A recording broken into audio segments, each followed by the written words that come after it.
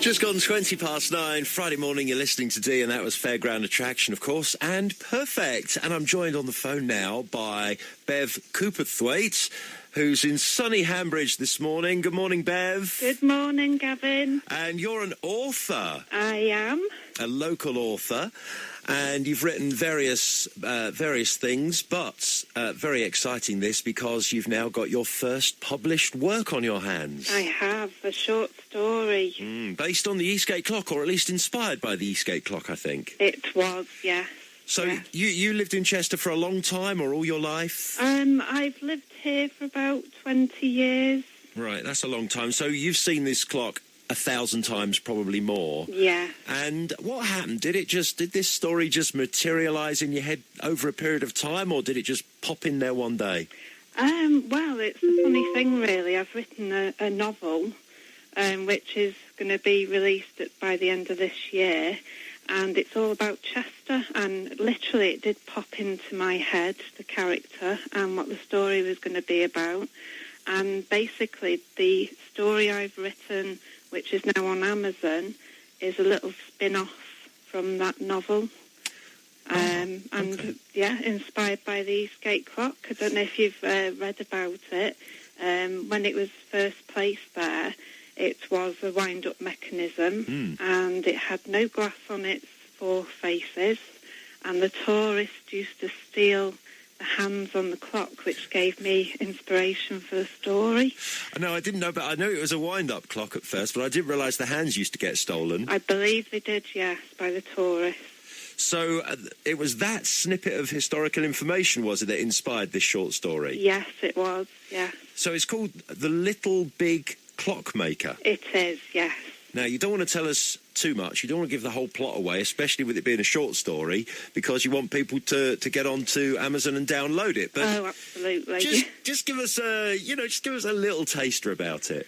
Well, it's actually about a little clockmaker who's been asked to make a beautiful clock in order to make Chester look more beautiful than what it does. And he was asked by the Duke of Meadows,ville, made-up character, and he discovers that if he removes the hands of the clock, he can stop time. Wow. So then he plays havoc with time. Okay, I think we can see possibly where this is going. So I wouldn't even know where to begin writing a novel or even a short story.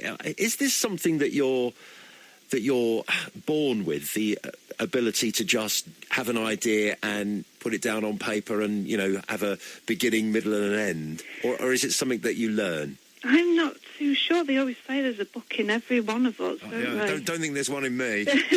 I'm sure there is.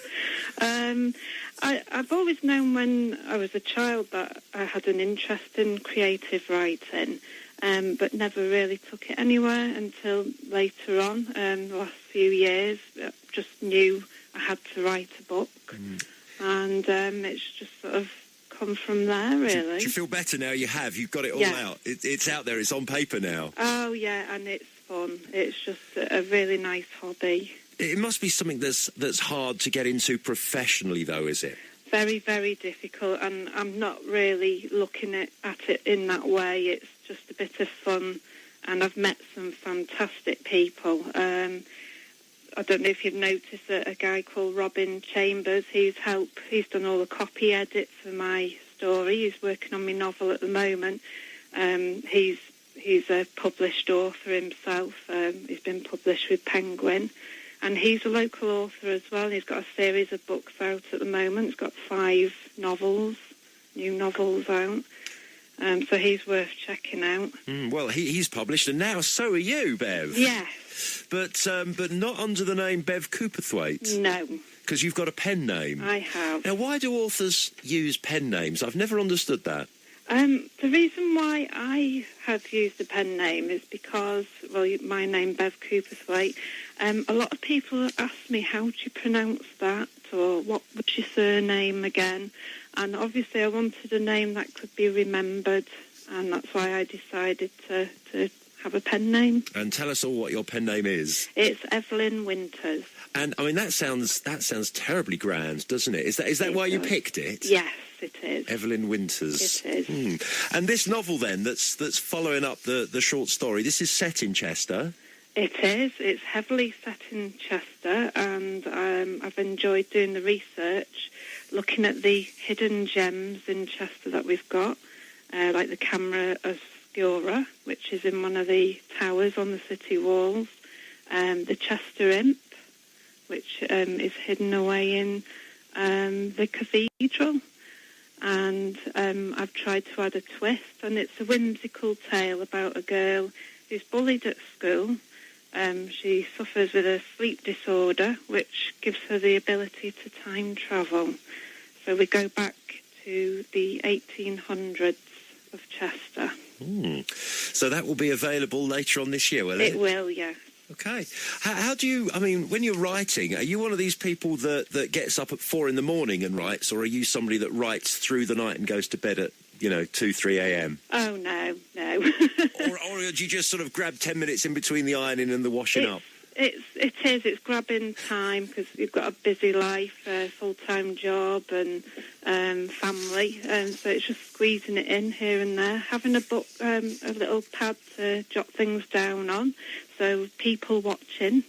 So I've got little snippets of people I've met, right. Little mannerisms I pick up.